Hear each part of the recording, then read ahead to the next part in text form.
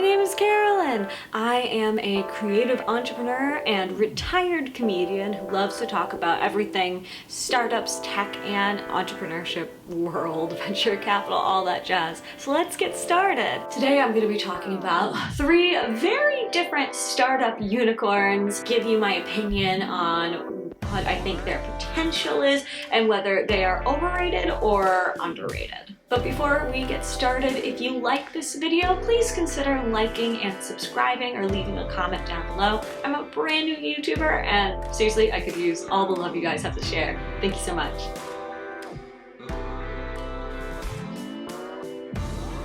I'm going to be focusing on 3 startups that I'm watching this summer. And just as a note, this video is not sponsored by any of these companies. In fact, I have no sponsors because I've only been on YouTube for a month. These are 100% just my opinions based off of my experience working in venture capital, startups, and the tech world. So these companies are Fetch, Handshake, and Notion. First things first, let's talk about Fetch rewards.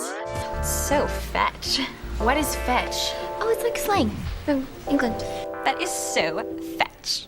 Gretchen, stop trying to make Fetch happen. It's not going to happen. What do you mean? It's like I have ESPN or something.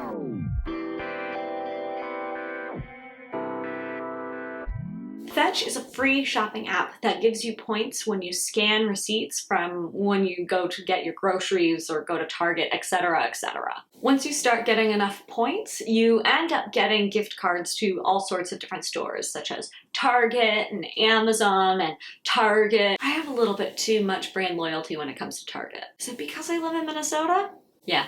Probably. Fetch is a brand new unicorn that reached unicorn status when they received an over $1 billion valuation after getting a huge boost from the pandemic. It has been downloaded over 19 million times since 2017 and has over 7 million monthly active users with over $120 million worth of savings for shoppers. Overall, I think it's a really fantastic app, but before I go any further, I should probably be completely transparent and let you guys know that I actually have quite a few friends who work at Fetch. The VC firm that I used to work at was actually one of the initial investors in the company, so keep that with a grain of salt. I still think the company is phenomenal regardless of the fact that I have a connection there, but I do have a connection to there. I actually almost worked there before the start of the pandemic, and then I decided to move to Minneapolis instead, so whoops! But back to Fetch and not my poor life choices. The app is super easy to use and is just a win-win overall for both customers and clients. They have some partnerships with some of the biggest brands in the world and are clearly doing something right since they have more than 1 million positive reviews on the Apple Store alone. Plus, several times during the pandemic, and even still now, they keep making it on the top 10 list in different categories on various app stores. It's super easy to use, incredibly convenient, and just great on a day-to-day basis, especially if you're on a budget. Honestly, the only downside that I see to Fetch right now, at least when it comes to its valuation and things like that, is people don't seem to know about Fetch. And maybe it's just the communities that I am in, or the fact that we have been locked inside during a pandemic and haven't seen any of our loved ones in how long? I introduced the concept to a friend of mine the other day, and she was astounded and downloaded the app immediately. So, because it is a phenomenal product with amazing reviews that everybody seems to love, that's a win-win for everybody in the situation, but a lot of people still don't seem to know about it, is why I decided to list Fetch as my underrated startup unicorn of the day. This app can be great for everyone, and because of that, I believe that it has massive potential. With just a little bit more marketing and a little bit more word of mouth, I really think that Fetch has the opportunity to become a leading unicorn in space. So, to the moon! To the moon! To the moon! And next, I want to talk about Handshake. You got into Harvard Law? What, like it's hard? Then as of this moment, they're on double secret probation. Double secret probation, sir? Now, if you two don't mind, I'm going to bed before either of you come up with another clever idea to get us killed. Or worse, expelled. Whoever said orange was the new pink was seriously disturbed.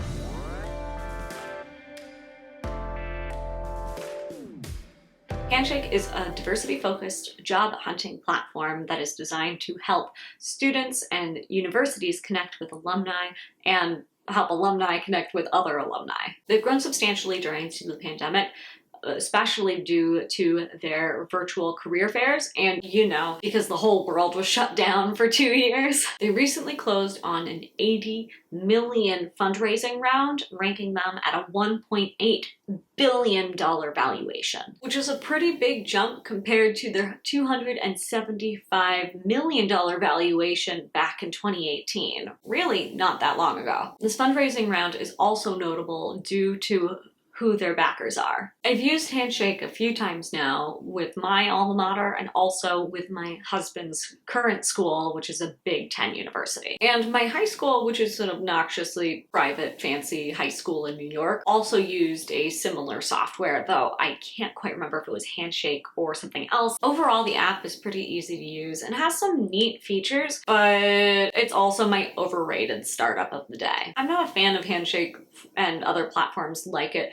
for a few reasons, but the biggest one is that I've found that it can be hard to get the right people to sign up for the platform in general. Handshake isn't one platform like LinkedIn where everybody's already there or everybody is all within the same system. It's smaller, curated systems from individual schools, all in their own clusters, basically. Now, if you go to a Big Ten school like my husband and you have thousands, maybe even millions of alumni all around the world, this isn't really a problem as long as you can get those alumni and students to all sign up and be on the platform. There's a large enough market where this app is really valuable and makes it so that you are able to have these connections that are just a little bit more direct than on places like LinkedIn. I personally am always astounded when I take a look at Dave's LinkedIn and see just how many alumni there are literally everywhere. But as someone who's basically only attended like smaller private schools and colleges, I've really never found a whole ton of value from platforms like this. And using platforms like this can be a little bit limiting. There's less alumni to persuade to come onto the platform, and because of that, not everybody is on there, so you really have a limited view on who are alumni that can actually help you. Eventually what happens is that it's just the super alumni who are all on the platforms. And granted, that's me, and granted, that is a wonderful thing to know who are the most enthusiastic alumni who like to help students are. It's really easy to identify them on platforms like this because they all sign up so that they can support the school or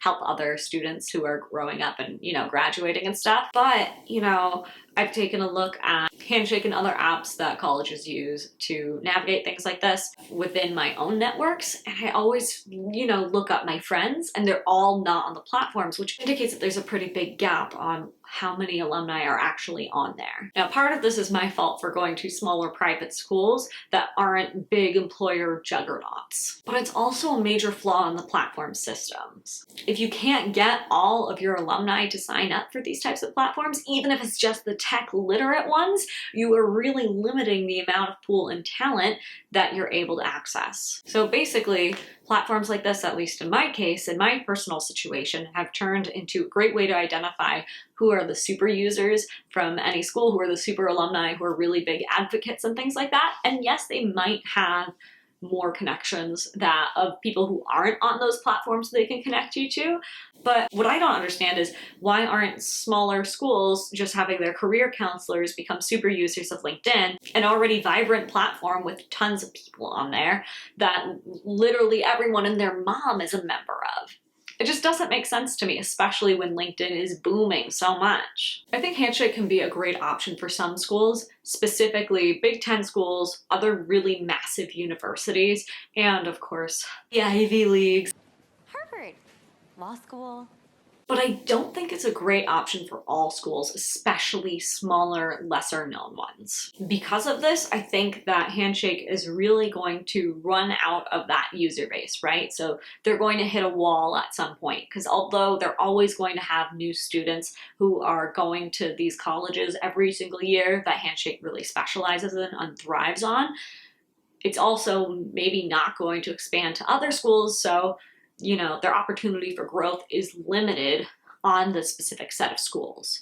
Granted, it's not like they can't make a ton of money doing that. I'm sure that they will, but I don't see them, say, overtaking LinkedIn or anything like that. Not that that should be their goal, but I just mean I don't think these guys are going to the moon. Plus, while there's still a lot of schools that they can, keep trying to work with and growing their user base and whatnot, there's also a growing movement of people who are theoretically maybe not going to be going to a four-year university or not going to these schools that I think is already putting a lot of smaller liberal arts schools at jeopardy. And I don't think it's worth it for a lot of these smaller schools to be paying the fees to be on platforms like Handshake when they could literally just take better advantage of LinkedIn for free. So with the college market being shaky, the platform being good but not like amazing, the talent pool at some schools being plus more cost-effective solutions like LinkedIn and other platforms, I'm gonna say that Handshake's $1.5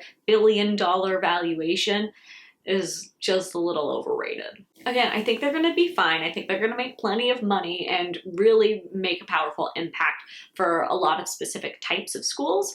I just don't see the amount of explosive growth that I do from other platforms. And finally, I want to talk about the project management app Notion. Oh my effing God.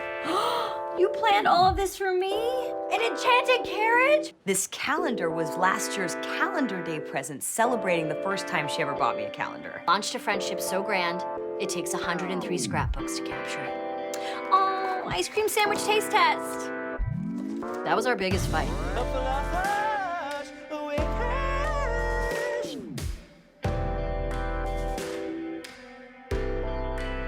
Notion is a project management app that's kind of designed like a canvas. Basically, it's a no-code software that allows you to do a ton of different things like make lists, wikis, do some scheduling, project management. You can add videos and photos and create linked networks and databases all within the app that you can share with anybody who's on your team or just for yourself. It is really easy to use, and I have a lot of friends who use it and absolutely love it.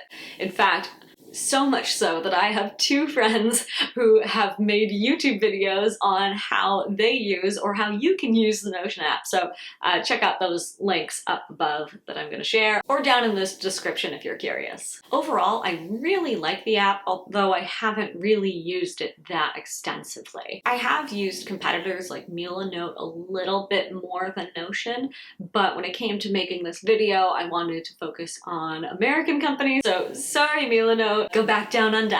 But back to Notion, I really like the app and I like how flexible it is, but more than that, I'm really impressed with how their leadership team has approached funding. They officially became a unicorn in April of 2020, right when the pandemic started, with a $2 billion valuations after a $50 million fundraising round, but they've actually turned down funding on many occasions. Back in November of 2019, their COO, Ashke Kathari, told TechCrunch that the company was hoping not to raise outside funding again and said, "So far, one of the things that we found is that we haven't really been constrained by money. We've had opportunities to raise a lot more, but we've never felt like if we had more money that we could grow faster." They later said after their most recent round of funding that they were hoping that this was going to be the last time they received funding for the next 10 years. That's not something that you typically hear in startup or VC circles at all. I find this to be really impressive because it really shows that Notion's leadership is really good with money. It also shows that they have a product that is financially sustainable for them. However, the most interesting thing about Notion is actually their community of users. Their whole marketing strategy was very interesting to say the least. Basically, Notion did two things. The first thing they did was they identified 20 super users of Notion, power users who absolutely love the platform and love to talk about it, to basically be ambassadors and share Notion with all of their friends or talk about it whenever an opportunity would arise. The second thing that they did was actually build a community of Notion users on Reddit. That's right, so there's a Notion subreddit and it's been taking off like crazy. The Notion subreddit has over 125 1,000 users chatting about Notion. These users talk about Notion on a daily basis. They share different templates with other users to show them how to use Notion better. There's all sorts of different people who are answering questions about Notion and how it works and how to take advantage of different features. And they even educate other future Notion users on what the app is like, what they think about it, and share their real opinions. This is really remarkable. It is hard enough for like social media community managers to get customers to engage on those types of platforms on a regular day. The fact that this was Notion's goal from the very start and that it has worked so well is really a testament to their marketing team. And the best part for them now is they don't have any employees from Notion who manage that Reddit page. There are just Notion users who just answer other users' questions and do everything themselves. And that's why I'm ranking Notion as my second underrated startup of the day. Now, what's funny is this is unintentional. I went into this video thinking I was gonna have one underrated startup, one properly rated startup, and one overrated startup. And Notion was supposed to be my first properly rated startup. But the more that I researched this video and the more that I dug up on them to try to figure out more about their brand and how things are going and what their future possibilities were looking like, the more I actually thought, gee, these guys might actually be the real deal. The competition in this space is competitive, which was one of the reasons why I selected Notion to be my more medium startup in this video. I wanted somebody who, you know, was doing well and was fiscally responsible, but maybe wasn't going to have as much potential as its competitors simply because there's so many. I mean, Google is developing Google Workspaces to compete with Notion, Trello, Monday.com, the works. But I mean, you don't hear Google users evangelizing Google Drive all that often on Reddit. I mean, do you? Google, I love you, I promise. Please don't, I don't know, break YouTube. Plus the fact that they're not doing more fundraising and they're really operating on their own really shows that the leaders want to have control over the company, that they're doing a great job, and that they're fiscally responsible enough that Notion might be one of the top companies in this space. With the enthusiastic user base and just everything else going for it, Notion is one of my two underrated startups of the day. So Notion, be wary because the competition in your arena is fierce, but hey, I'm hoping that you also go to the moon. To the moon! Thank you so much for watching today. I hope you enjoyed this video. Seriously, let me know what you think in the comments or leave a like or something. I have never made a video like this before. I'm hoping to do this more often if you guys like it, so please, seriously, let me know, especially if you did enjoy it, or if you hated it, or if you disagree with any of my opinions about these startups. I would love to know all of your thoughts. I had a lot of fun making this, and yeah, I hope to see you next time. I publish videos every Tuesday and Thursday and hope to see you again soon. Thank you so much. Bye.